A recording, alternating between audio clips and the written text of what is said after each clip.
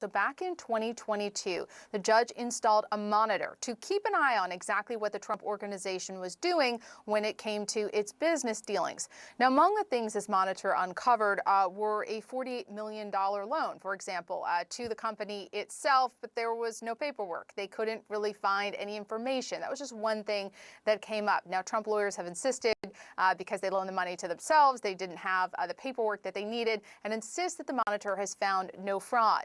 Now, the judge also here orders the installation of an independent director of compliance. But I also want to note that they are saying here, the judge is saying that they're going to limit the defendant's right to conduct business in New York for a few years. Now, it's probably going to take a few minutes before we unpack exactly what that means.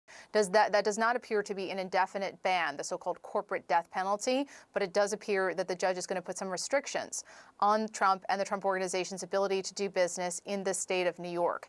But let's go back to the idea of this independent director of compliance. That appears to be maybe an executive level person who will ensure that they are being honest when evaluating their assets, when applying for insurance or loans from banks. Because, of course, that is what the judge here found Trump liable for last fall, before this trial started. They said, you are liable for fraud.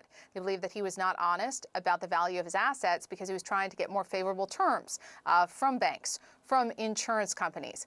Now, Trump's defense here was that these are subjective valuations and that ultimately there was no victim.